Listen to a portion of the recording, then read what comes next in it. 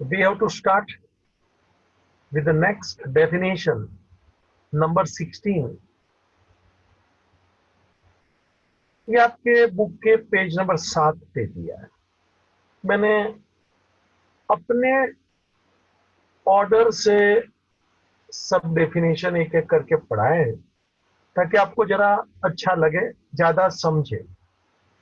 उन्होंने कुछ भी ऊपर नीचे आगे पीछे किया है, इट इज नॉट रीजनेबल।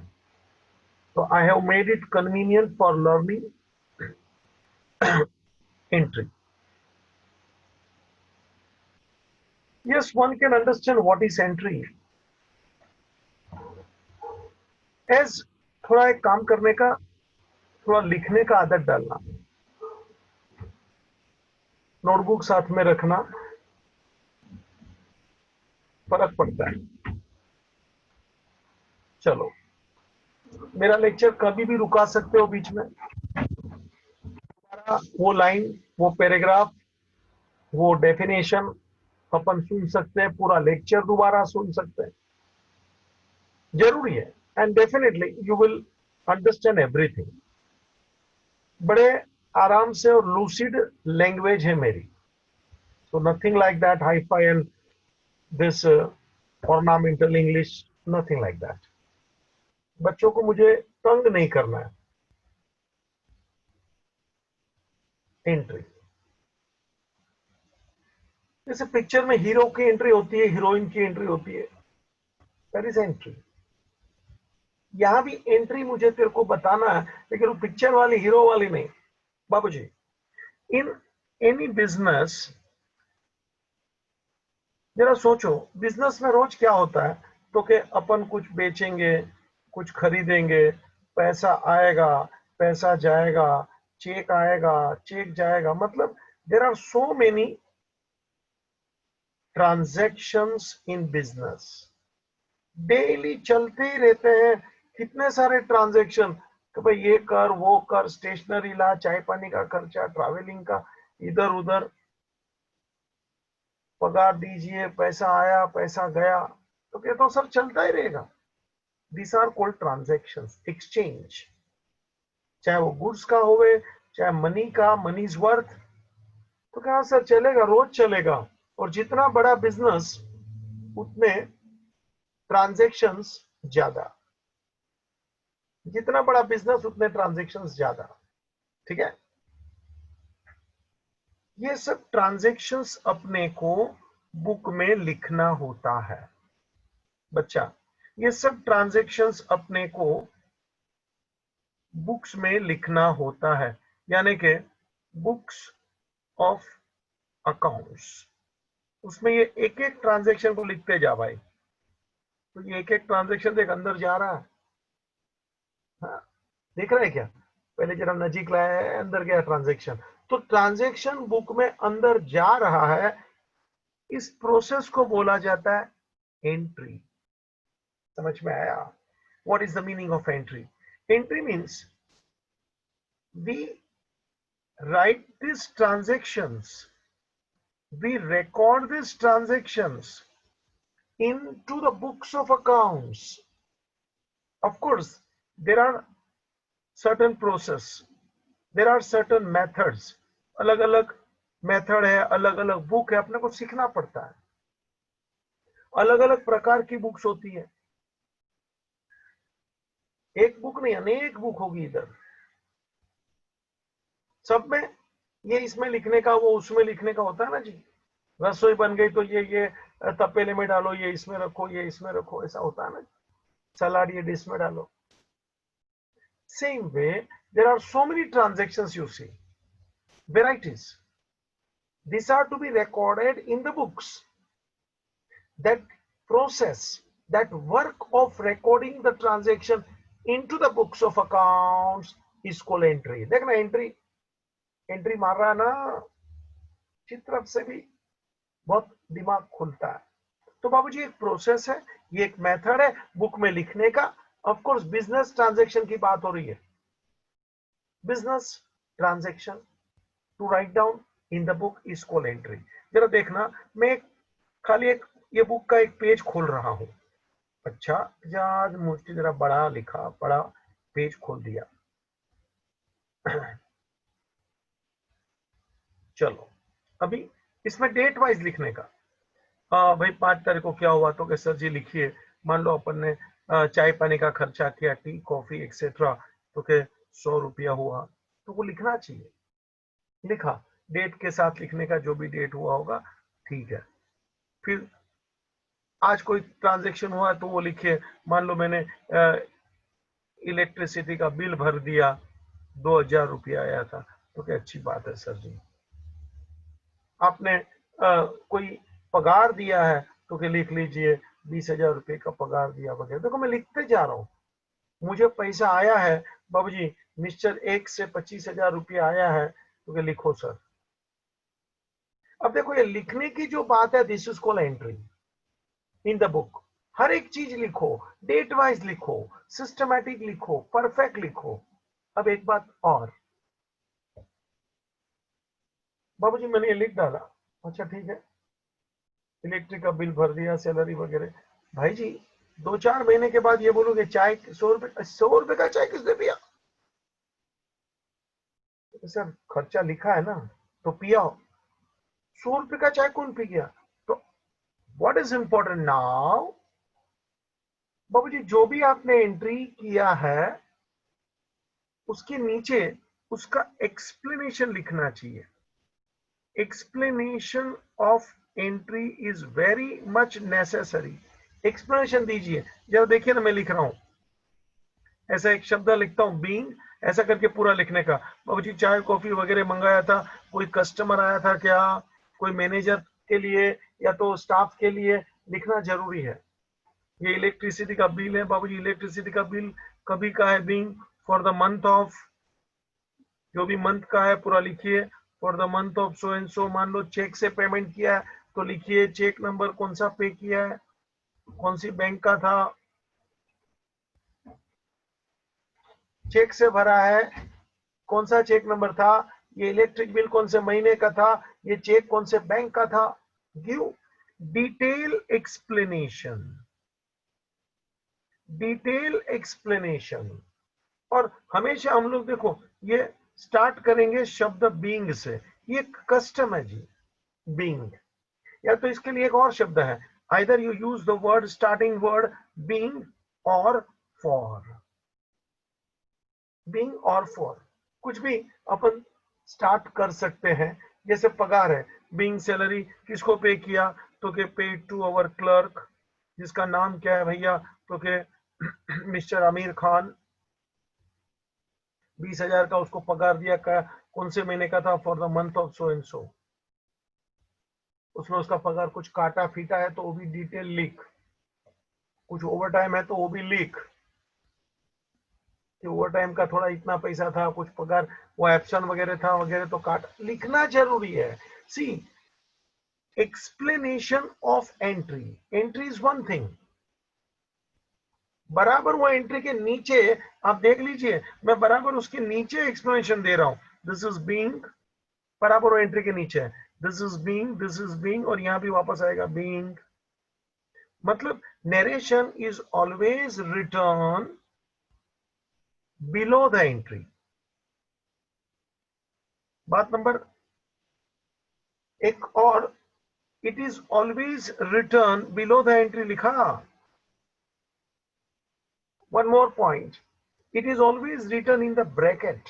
देखिए ना, बीइंग में घड़ी घड़ी ब्रैकेट में ही लिखा है बीइंग, एंट्री के नीचे ब्रैकेट के अंदर start with the word being और फॉर, नरेशन यानी explanation. Explanation is very important. और याद रखना जीवन में ये point, explanation should be given in the simple language, it should be given in the detail. बाबूजी 4 महीने के बाद अपने को मालूम नहीं हो ये पगार किसको दिया था, थोड़ी चलेगा। नाम लिख, किसको दिया था, कौन से महीने का था, ओवर टाइम क्या था, उसका पगार काटा क्या, 4 महीने के बाद। वरना मुझे कैसे याद रहेगा कि खाली ऐसा सैलरी 20,000 चुका है, ले लो, हो गया। किसको दिया, कौन से महीने का सैलरी है, उसका कुछ काटा है पगार या तो ओवर टाइम दिया, पूरा लीक। मतलब भविष्य में कोई दूसरा आदमी भी ये बुक खोलेगा ना तो उसको पूरा डिटेल समझ में आता है। This is called explanation of entry, narration. It is always started with the word being or for. It is written below the entry. It is always written in the bracket.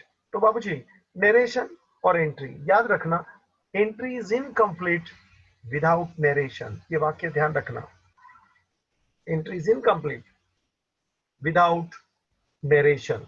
चलिए मैं आगे बढ़ूंगा, एक और उसके साथ जुड़ा हुआ डेफिनेशन वहां दिया गया था, एंट्री और नरेशन ऑन पेज नंबर 7, जो दोनों मैंने लिए। Next definition I am taking on page number 8, जिसका नाम है डिस्काउंट। जरा आराम से, डिस्काउंट, डिस्काउंट शब्द बड़ा कॉमन है।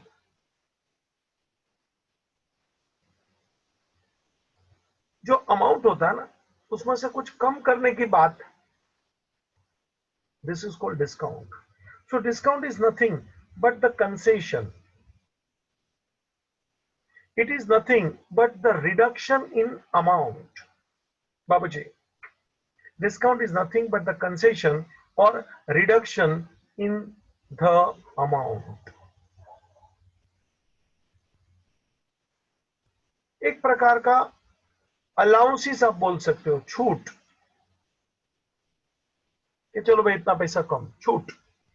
So discount means allowances, discount means reduction, discount means concession, you can say, in amount. जरा मुझे खास कुछ बात बोलना है। In accounts, when I say discount, discount of two types. Babuji, discount of two types. One is the cash discount and second is the trade discount. लो भाई, जरा लिखते रहना मेरे साथ। Once again I am telling and reminding. Discount यानी छूट। आपने देखा होगा दुकान के बाहर बड़े बड़े बोर्ड मारते हैं, हेवी डिस्काउंट एंड ऐसा, Diwali discount and bumper discount. और इधर हमारे बाजू में वो दुकान है मेट्रो का, जूते का दुकान, rock bottom price, heavy discount. एक बार मैं भी चला गया था, बाबू जो डिस्काउंट के जो जूते रखे थे उसका, अरे मैं बोला यार इतना प्राइस ये डिस्काउंटेड जूते का है, तो एक काम करो डिस्काउंट विदाउट वाला जूता दिखाओ मेरे को, क्योंकि उसके लिए अंदर आइए। ये बाहर पब्लिक मंडप बांधा था उसके अंदर, और वो अपने को मतलब देख गए तो अभी जरा देख लेते हैं ना, लेना नहीं लेना तो अपनी मर्जी है। अभी वो अट्रैक्ट करते हैं ऐसा हेवी डिस्काउंट। और हम गुजराती वगैरह लोगों को क्या, एक डिस्काउंट शब्द से और दूसरा एक मफत, ये शब्द से बड़ा प्रेम है। मफत लिखे ना, फ्री। देख लो बाबूजी, एक जिंदगी में एक मेरा वाक्य याद रख लेना, nothing is free in this world. Free होता ही नहीं है। हम लोग भी क्लासेस वाले ऐसा बोलते हैं 3 सब्जेक्ट ले लो, चौथा सब्जेक्ट फ्री। तू दिमाग लगा, 3 सब्जेक्ट ले, चौथा सब्जेक्ट फ्री। तू दिमाग लगा, वो 3 सब्जेक्ट की फी में थोड़ी थोड़ी बढ़ा के रखता हूं कि चौथा सब्जेक्ट फ्री, क्या उसका पैसा इसमें ले ही लिया होता है ना। दिमाग नहीं है तेरे पास, फिर तो बच्चा ही बोलेगा सर एक काम करो चौथा सब्जेक्ट ही तो 3 आप ही रखो। Nothing is free in this world. खोपड़ी में डाल के रखना मेरी बातें, लाइफ टाइम काम आती है। बड़ा टीवी ले लो, छोटा टीवी फ्री, ऑफर है। ऐसे कैसे फ्री? ये अट्रैक्शन है बच्चा तेरे को खींचने का, कि फ्री बोलेगा, फ्री देखना कैसा अंदर से अच्छा लगता है ना, फ्री अट्रैक्शन है। उसका प्राइस उसके अंदर इंक्लूड हो ही गया होता है, कॉमन सेंस। ये कॉमर्स के बच्चे लोगों को अकल देना जरूरी होता है स्टार्टिंग में। To the point, discount of two types, one is cash discount, second is trade discount. बाबूजी, trade discount you can understand, cash discount मैं दोनों की बातें डिटेल में करूंगा एग्जांपल के साथ। पहला मैंने लिखा है कैश डिस्काउंट, जरा सुनना स्टोरी। बाबूजी, कैश डिस्काउंट मींस व्हाट? जब भी कोई अपने को रोकड़ा पैसा देने वाला होता है, one definition I had given if you remember, debtor, जिससे बिजनेस को पैसा लेना है, जिससे, so debtor is the person from whom business has to receive money. He owes to business. owes यानी हमारा ऋणी है। अब मान लो मुझे उससे 2100 रुपया लेना है, ठीक है? मैंने उसको बोला, बोल अभी पैसा देता है क्या? इफ यू पे ऑन द स्पॉट,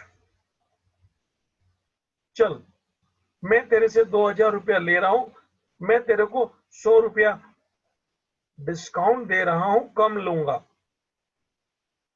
और वो भी तैयार हो गया बंदा, अच्छा ये ले 2000 रुपया, अकाउंट सेटल, चुकते।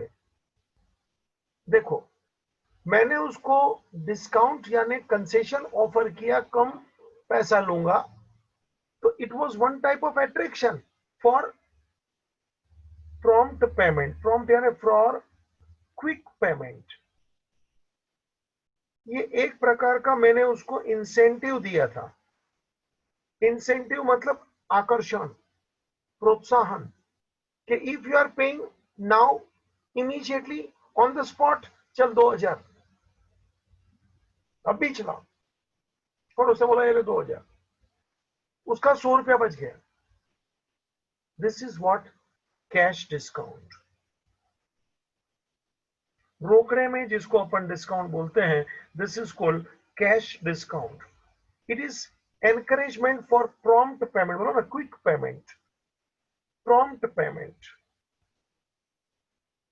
कि सामने वाले से ताबड़तोड़ पैसा मिल जाए, इसके लिए अपन उसको एक प्रकार का प्रोत्साहन देते हैं।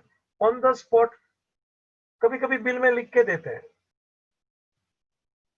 कि देखो भाई, आप इतने दिन के अंदर अगर जो पैसा देंगे, मान लो 10 दिन के अंदर,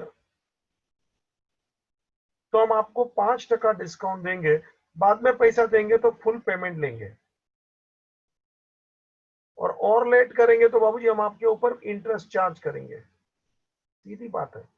good businessman always write on the bill everything, within 10 days you are paying 5% discount, बाद में ये महीने का तेरे को क्रेडिट दे रहा हूं, ले ले फुल पेमेंट, और उससे भी तू लेट करेगा, मैं इंटरेस्ट चार्ज करूंगा तेरे पे, क्योंकि तू जितना लेट करेगा। बाबूजी, this are the terms and condition in every business.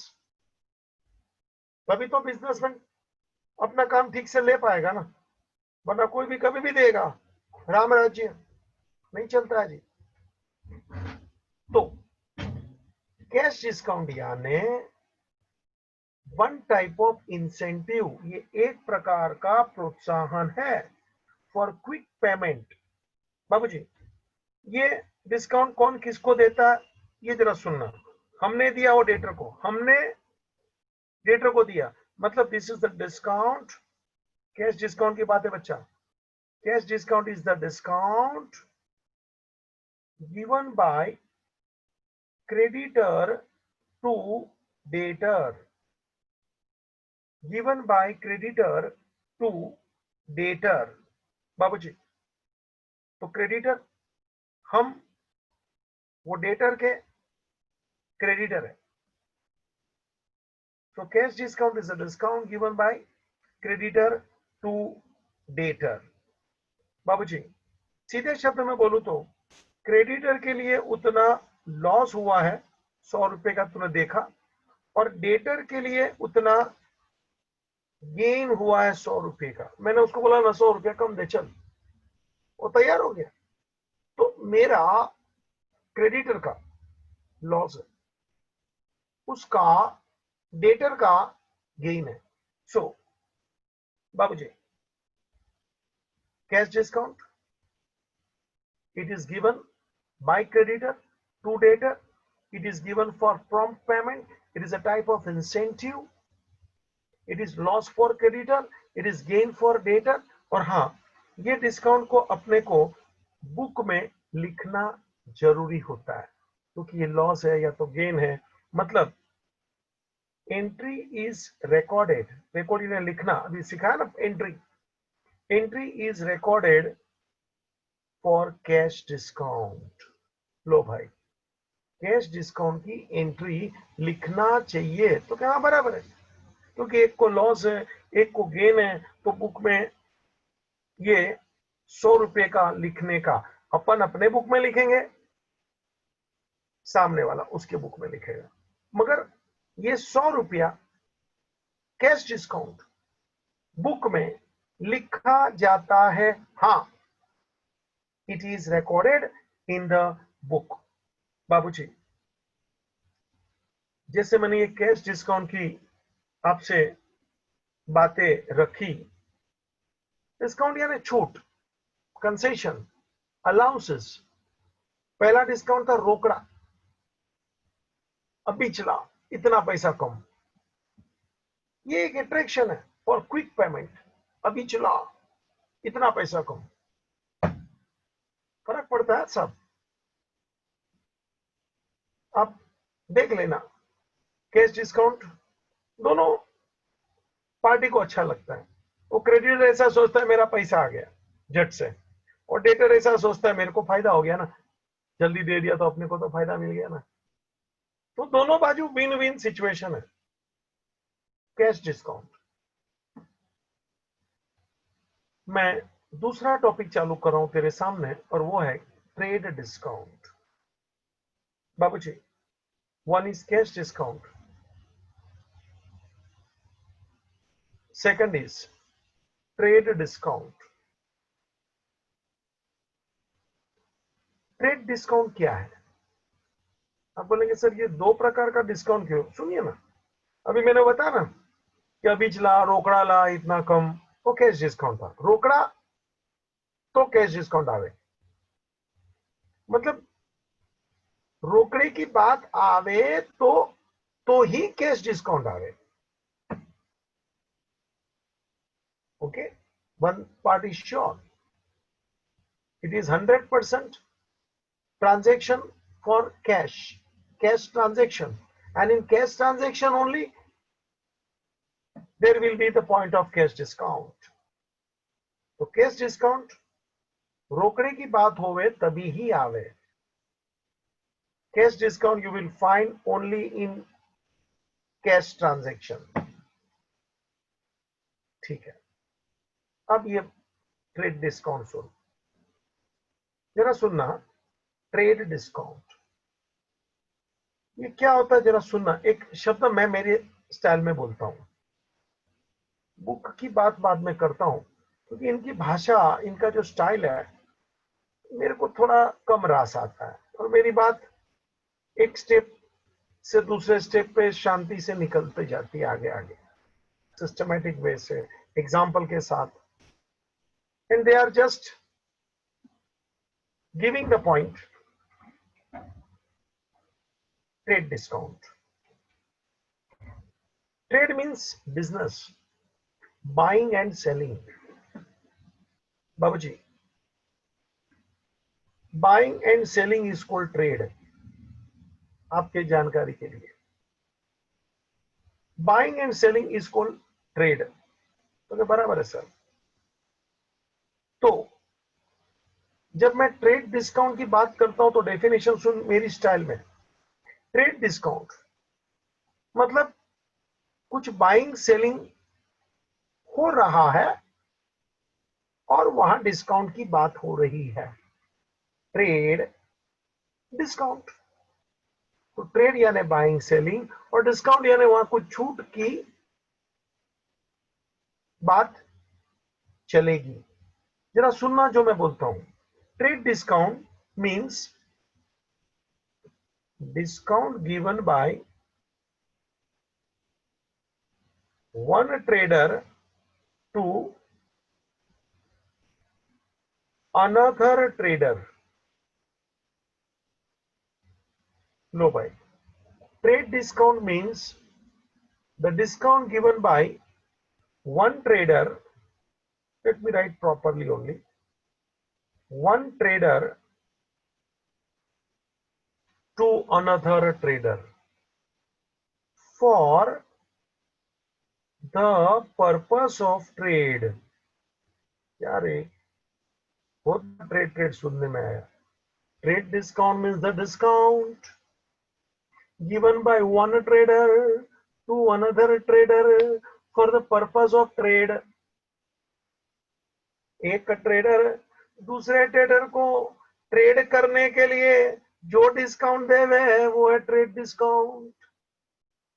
The discount given by one trader to another trader for the purpose of trade is known as trade discount. Trade trade trade देखा क्या खोपड़ी में घुस जाएगा. Trader एक दूसरे trader को trade करने के लिए जो डिस्काउंट दे वो ट्रेड डिस्काउंट. एग्जांपल से बात सॉफ्ट कर दूंगा बेटा, या वो कैश डिस्काउंट की बात ही नहीं आई.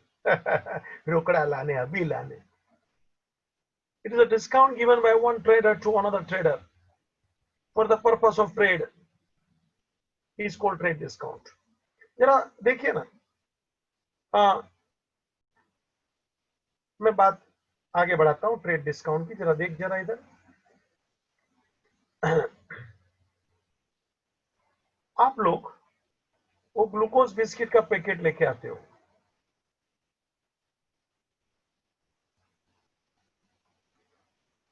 मान लो उसके ऊपर ऐसा लिखा है 10 रुपया, बराबर. तो आप वो बिजनेसमैन से, जो रिटेलर है, उससे ये बिस्किट का पैकेट लेके आए. कितना रुपया दिया? तो कैसे 10 का नोट दिया, 10 रुपया दिया, सिक्का दिया, जो भी बोलो, और अपन बिस्किट का पैकेट लेके आए. पढ़ते ऊपर अपन शाणे लोग कि प्राइस क्या है, तो कैसे सर प्राइस लिखा है ना उसके ऊपर 10 रुपीज. अपन पढ़े लिखे लोग हैं ना, तो पढ़ के लेंगे ना. तो बराबर है सर, हो गया, चलो ना. अब देखिए, ये रिटेलर भी तो कहीं से खरीद के लाया है. रिटेलर तेरे को बेचा 10 का बिस्किट का पैकेट 10 रुपये में, तूने पढ़ के लिया 10 रुपया. तो रिटेलर भी तो यही पैकेट आगे से खरीद के लाया है, मान लो होलसेलर से लाया है, तो उसने भी तो ये पैकेट के ऊपर पड़ा होगा ना कि 10 रुपये का है. क्यों? तो उसने भी होलसेलर को 10 रुपया दिया होगा क्या? क्यों भाई, पढ़ के लिया ना 10 रुपया. जैसे तूने पढ़ा 10 रुपया दिया, तो ये रिटेलर भी होलसेलर से लाया होगा, तो पड़ा होगा 10 रुपया. 10 रुपया दिया होगा क्या? नहीं ना, नहीं ना. अभी समझा ना? तू अभी सीधा बोलेगा सर, तो फिर रिटेलर को क्या मिलेगा? वो 10 में ही खरीदेगा और 10 में बेचेगा. तो हियर इज द पॉइंट. तो रिटेलर जब होलसेलर से खरीदेगा, तो होलसेलर उसको कुछ डिस्काउंट देगा, छूट देगा. भले प्रिंटेड प्राइस 10 रुपया है, लेकिन वो प्रिंटेड प्राइस के ऊपर उसको कुछ छूट देगा, ताकि वो प्रिंटेड प्राइस बच्चा कस्टमर के लिए है 10 रुपया. वो रिटेलर के लिए 10 रुपया प्रिंटेड प्राइस खरीद कीमत नहीं है. वो जब होलसेलर से लाएगा, तो होलसेलर उसको कुछ ना कुछ डिस्काउंट देगा, छूट देगा. Wholesaler one trader, retailer another trader. wholesaler one trader, retailer another trader gives some discount for the purpose of trade, ताकि रिटेलर उसको 10 रुपये में कस्टमर को बेच सके प्रिंटेड प्राइस पे, क्योंकि कस्टमर तो देख के लेगा. So here is the point. जब होलसेलर रिटेलर को डिस्काउंट देता है, जब होलसेलर रिटेलर को डिस्काउंट देता है, तो वो जो डिस्काउंट है वो ट्रेड करने के लिए, बिजनेस करने के लिए आगे, उस डिस्काउंट को बोला जाता है ट्रेड डिस्काउंट। मान लो उसको ये बिस्किट का पैकेट 1 रुपया लेस करके 9 रुपये में दिया होगा, मतलब होलसेलर 9 में बेच रहा है, रिटेलर 9 में ले रहा है, उसके ऊपर छपा है बच्चा 10 रुपया। सोच ले, 1 रुपया काट दिया जाता है, उसको बोल के एक दूसरे दोनों समझ रहे हैं, बिल में भी लिखा जाता है ये 10 का है, हम तेरे से 1 रुपया कम ले रहे, ला भाई 9 रुपया। मतलब ये ट्रांजैक्शन रिटेलर और होलसेलर का 9 रुपये का बनता है, 10 का नहीं बच्चा। पैकेट के ऊपर 10 लिखा है, बिल में भी एक बार 10 लिखेंगे, 1 रुपया कम करेंगे और उसको बताएंगे 9 रुपया तुम हमको दीजिए, और रिटेलर कस्टमर से देखो 10 रुपया लेता पूरा। तो ये जो डिस्काउंट है ना, let me show on one bill. बाबूजी जो भी होलसेलर होएगा उसका वो बिल जब बनाएगा तो रिटेलर का नाम लिखेगा, मेसर्स करके बिजनेस के लिए लिखा जाता है, MS, मेसर्स, समझ रहा है क्या, मेसर्स।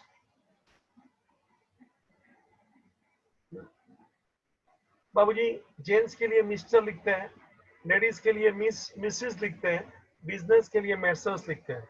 मेसर्स रिटेलर, जो भी डेट वगैरह होएगा उसके नाम का बिल बनाया जाएगा। देख भाई, बिस्किट जिसका प्रिंटेड प्राइस है उसको बोलते हैं ग्रॉस प्राइस या तो प्रिंटेड प्राइस, तो 10 रुपया, और आपको ट्रेड डिस्काउंट दिया जाता है 1 रुपया। मतलब आपसे नेट पैसा वसूला जाएगा, नेट प्राइस तो के 9 रुपया, जो आप हमको दीजिए। देख लीजिए बिल मैंने आपका बनाया है, मैंने यानी होलसेलर में, रिटेलर के नाम का, उसमें लिखते हैं ये 10 की चीज है, आपके 10 रुपया में से 1 रुपया काट के आपसे हम 9 रुपया ले रहे हैं। मतलब ये बिल अभी 9 रुपये का है, 1 रुपया आपसे कम ले लिया, लेकिन लिख के दिया जाता है ताकि सामने वाले को मालूम पड़े कि मुझे कितना डिस्काउंट दिया है। अब जरा देख लेना, होलसेलर अपने बुक में एंट्री पास करेगा, रिटेलर अपने बुक में एंट्री पास करेगा।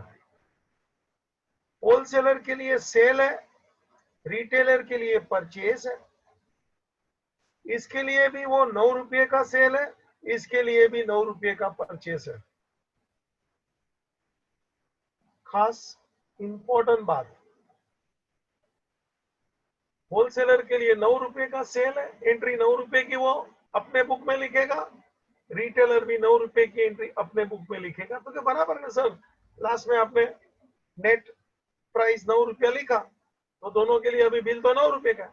मैं वही बोल रहा हूं बाबूजी, जरा देख लेना मेरा ये वाक्य, इन बुक्स ऑफ बोथ, चाहे वो होलसेलर हो चाहे वो रिटेलर हो, ये वाक्य सुन ले, नो एंट्री, लाल लाल लिख रहा हूं, नो एंट्री फॉर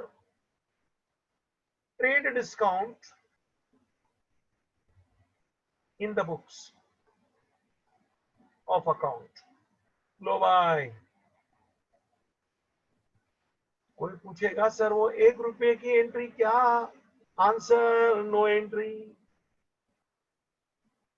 देखना, होलसेलर भी बोलता है 9 का बेचा है, रिटेलर भी बोलता है 9 में खरीदा है, बिल भी बोलता है फाइनल नेट अमाउंट 9 रुपया, लेती देती 9 रुपया, बिस्किट के पैकेट पे 10 है, हाँ तो 1 रुपया तो क्यों काट डाला, लिखा है देख trade discount. So this is the discount given by one trader to another trader for the purpose of trade is called trade discount. It is a discount given on gross price. देखना 10 रुपया printed price gross price था. It is a discount calculated on gross price. और आखिरी में no entry for trade discount in books of accounts. Wholesaler की book में भी 1 रुपए की एंट्री नहीं आती है, रिटेलर में भी 1 रुपए की ट्रेड डिस्काउंट की एंट्री नहीं आती है। Please understand this trade discount. Cash discount की एंट्री आती है, डेटर क्रेडिटर दोनों में आती है। ट्रेड डिस्काउंट की एंट्री होलसेलर रिटेलर दोनों में नहीं आती है। जरा बराबर चेक कर। डिस्काउंट ऑफ 2 टाइप्स,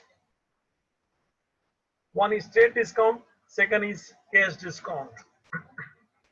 बाबूजी, मैंने बड़े आराम से ये ट्रेड डिस्काउंट तेरे खोपड़ी में डाला है, ग्लूकोज बिस्किट का एग्जाम्पल के साथ, बिल बना के साथ। ये 10 रुपया 9 रुपया क्या है। और खास आखिरी सूचना, ट्रेड डिस्काउंट की no entry in the books, क्योंकि एंट्री सीधी 9 रुपए की आएगी। Is it clear?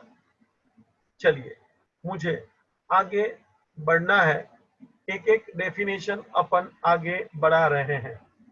Next definition के बराबर जहां भी लगता है रिपीट करते जाना भैया। व्हाट इज डिस्काउंट, कंसेशन और reduction in the amount? It is one type of allowances, concession. अभी कंसेशन क्या होता है? 2 तरह से होता है, कैश डिस्काउंट, ट्रेड डिस्काउंट। रोकड़ा ला, रोकड़े में पैसा कम, कैश डिस्काउंट। और बिजनेस पर्पस के लिए डिस्काउंट, ट्रेड डिस्काउंट। भाई जी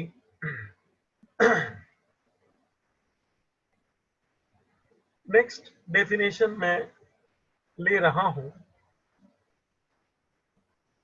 वो है पेज नंबर 9 पे। मैं पेज इधर उधर करता हूं, तू समझ रहा है।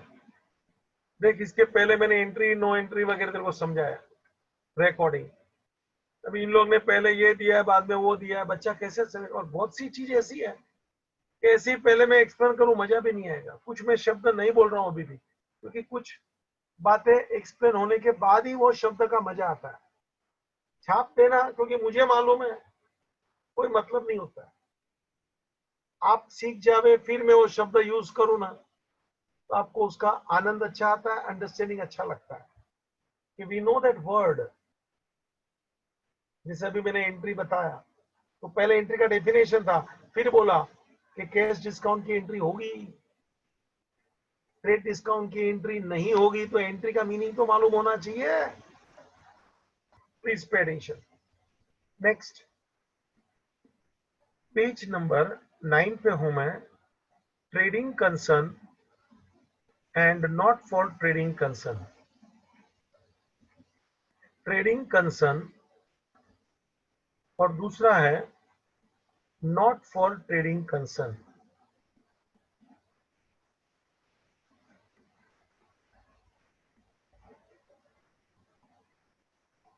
Trading concern, not for trading concern. देखो, ट्रेडिंग कंसर्न, ट्रेडिंग मतलब बताया ना, बाइंग सेलिंग। सीधे शब्द में बोले तो बिजनेस बच्चा। और सीधे शब्द में बिजनेस बोलेगा तो याद रखना, जहां भी बिजनेस है, the aim of every business is to earn profit. Aim is to earn profit. Business है ना, ट्रेड है ना। हाँ, भले फिर लॉस हो सकता है, इसको हम लोग नेगेटिव प्रॉफिट बोलते हैं कि सर बिजनेस में तो लॉस हो सकता है, लेकिन उसका एम, उसका उद्देश्य था, that was to earn profit. तो ट्रेडिंग कंसर्न यानी बिजनेस। Trading concern, concern means business. व्यापार करता है, बाइंग सेलिंग। क्यों? क्योंकि सर मेरा एम है पैसा कमाना, मेरा एम है पैसा कमाना। बाबूजी, हम गुड्स खरीदेंगे एक प्राइस पे, उसको हायर प्राइस पे बेचेंगे, मतलब हमारा इंटेंशन सीधा है, प्रॉफिट कमाना। बोले तो it is the commercial type of organisation. It is commercial organisation. जिसको बिजनेस कमाना है, प्रॉफिट कमाना है, it is called commercial organisation. तो दूसरी बाजू मैंने खास लिखा है नॉट फॉर ट्रेडिंग कंसर्न, जरा देख ले, नॉट फॉर ट्रेडिंग कंसर्न। बाबूजी बिजनेस करूंगा, ट्रेड वगैरह तुमको दिखता है, लेकिन मेरा जो कंसर्न है ना, जो एक्टिविटी में चला रहा हूं बाबूजी, इसका उद्देश्य not for profit concern, not for, या मैं ट्रेडिंग की जगह पे प्रॉफिट शब्द लिख लेता हूं ताकि तेरे को बराबर क्लियर अंडरस्टैंडिंग आ जाए। नॉट फॉर प्रॉफिट कंसर्न मतलब कभी कभी आप कुछ ऑर्गेनाइजेशन देखेंगे, मैं एक दो एग्जांपल तेरे को पहले दे दूं। लायंस क्लब,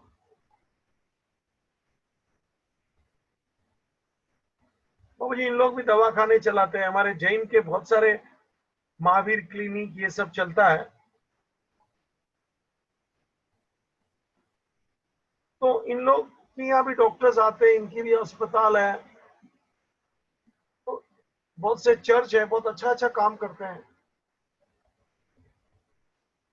मुझे क्या बोलना है, तो ये भी तो कुछ काम करते हैं, अपना ऑर्गेनाइजेशन चलाते हैं, तो क्या ये भी भले काम करते हैं, ये भी भले ऑर्गेनाइजेशन चलाते हैं, लेकिन इनका प्रॉफिट अर्न करना दिमाग में है ही नहीं। नॉट फॉर प्रॉफिट कंसर्न, इन लोग काम करेंगे तो क्यों कर रहे हैं भैया? Answer, it is one kind of social service. समाज को सर्विस देना है, नहीं कि मुझे प्रॉफिट कमाना है। ये जो ऑर्गेनाइजेशन है, लायंस क्लब, महावीर क्लिनिक, कोई चर्च है, कोई गुरुद्वारा है, लंगर चलाते हैं उन लोग, बच्चा 24 घंटा खाने का फोकट, कोई भी खाओ, कोई भी आओ जाओ, आपको जो पैसा देना है तो दीजिए, कोई पूछेगा नहीं, नहीं दिया तो भी जाओ यहां से। समाज सेवा है बाबूजी। बहुत से गुरुद्वारा के बाहर मैंने देखा है, अच्छे अच्छे लोग दूसरे लोग के चप्पल साफ करते हैं, कि तुम आए तो चप्पल उतार लिए, तो वो दूसरा आदमी वहां चप्पल साफ करके रखेगा। बहुत फर्क पड़ता है। मैं केरला साइड गया था, चर्च के बाहर उन लोगों ने झाड़ू रखे थे बहुत सारे, ऐसे एक बॉक्स के अंदर। क्यों? जिसको मांगता है वो झाड़ू मार लो, बस इच्छा है। मतलब ये पूरे प्रीमाइसिस को क्लीन रखो, सेवा दीजिए आप अपनी। पैसा दे सकते हैं, ओके, सेवा देना है, सेवा दे के चले जाओ। कमाने का मकसद ही नहीं है, पैसा डोनेट करना है, तेरी मर्जी। खाने का फोकट में मिलना, खा के चला जा। दवाई वगैरह इतने कम भाव में देते हैं ये महावीर क्लिनिक वगैरह। बाबूजी इनका उद्देश्य सोशल सर्विस है, not to make profit please. बाबूजी इन लोग कुछ स्पोर्ट्स एक्टिविटी करते हैं, ये चैरिटेबल इंस्टीट्यूट वगैरह चलाते हैं ना, जो भी ये सब चैरिटेबल इंस्टीट्यूशन होता है। इन लोग कुछ लोगों को पुस्तक बांटना, उनका आई चेकअप कैंप, ये सब चैरिटेबल वर्क करते हैं। कुछ लोग कुछ मेला वगैरह लगाते हैं लोगों को, कुछ लोग कुछ प्रोफेशनल एक्टिविटी भी करते हैं, कि आर्ट्स वगैरह। मगर कमाना इनका उद्देश्य नहीं है बच्चा। हाँ, कुछ लोग डोनेट कर लेते हैं पैसा और ये चलते रहता है। That is not for profit concern. मंदिर, मस्जिद, ये सब चर्च, लायंस क्लब, ये सब ऐसे ही चलता है, जिनका कमाना जरा भी मकसद नहीं है। So one side trading concern, second side not for profit concern, जिसका उद्देश्य प्रॉफिट कमाना जरा भी नहीं है। एक और हल्का फुल्का डेफिनेशन ले रहा हूं, goodwill. What is this goodwill? Please understand. Goodwill, goodwill, बाबूजी सीधे शब्द में समझ लेना, गुड नेम। सीधे शब्द में समझ लेना, it is the name and fame. बाबू जी कुछ लोगों का, कुछ बिजनेस का अच्छा नाम होता है, good name, name and fam, people have trust on this name, ये है ना, काम बराबर होगा।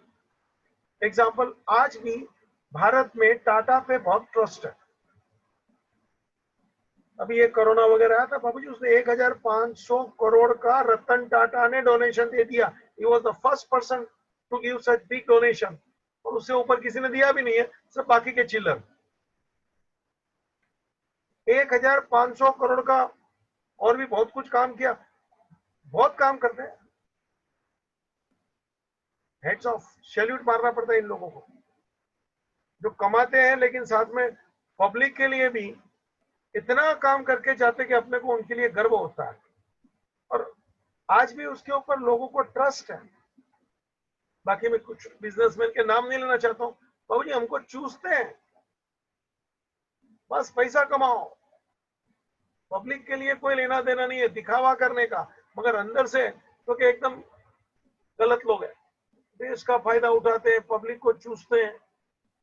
लेकिन ये टाटा वगैरह देखना, they never do any wrong kind of work, कभी नहीं। उसको लगता है कि गलत है, ताबड़तोड़ वहां से वो काम बंद कर देगा, भले अपना नुकसान हुआ, no problem, this is called goodwill. बाबूजी एक बात, जमशेद टाटा जब उसने वो स्टील की कंपनी भारत में चालू किया था, TISCO, Tata TISCO, Tata iron and steel company limited, आज भी एशिया की सबसे मॉडर्न और अव्वल नंबर का प्लांट इसको गिना जाता है एफिशिएंसी में। ज्यादा बात तो नहीं कर रहे हैं, बहुत टाइम निकल जाएगा, लेकिन वो टाइम जमशेद टाटा हर वर्कर को पूरे हिंदुस्तान में सबसे हाईएस्ट वेजेस चुकाता था। और आश्चर्य की बात यह है, ये टाटा का प्लांट स्टार्टिंग से तभी बहुत लॉस में चलता था, ऑफकोर्स आज तो प्रॉफिट में चल रहा है, जब चालू किया तब से इतना लॉस कर रहा था, लेकिन वर्कर का पगार तो कि हिंदुस्तान में सबसे ज्यादा टिस्को वाला देता है। ये दिलेरी है, ये टाटा नाम भी गर्व से, मैंने पूरा उसका बुक पढ़ा था, पढ़ने लायक है, तेरे विचार बदल देगा, तेरे में एक एंटरप्रेन्योर भर देगा।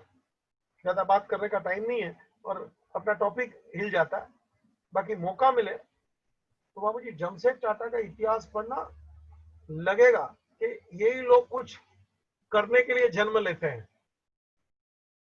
Yes, to the point, trust कमाना पड़ता है, ऑनेस्टी होना चाहिए, सिंसियरिटी होना चाहिए, हार्ड वर्किंगनेस होना चाहिए। बाबूजी तुम अच्छा काम करो फिर अच्छा नाम होगा, पहले इतना अच्छा काम करो कि नाम हो जाए, और फिर वो नाम से ही हर काम होना चाहिए, दैट इज कॉल्ड गुडविल। पहले अच्छा काम करो, फिर अच्छा नाम होगा, और फिर वो नाम से ही काम होता रहता है, this is called goodwill. Reputation, ये मीनिंग ले ले, गुडविल का अर्थ है रेप्यूटेशन ऑफ द बिजनेस। बाबूजी रेप्यूटेशन आपकी नामना, और याद रखना ये दिखता नहीं है, गुडविल इज इंटेंजिबल एसेट। ये एक एसेट है अपना बिजनेस का, प्रॉपर्टी।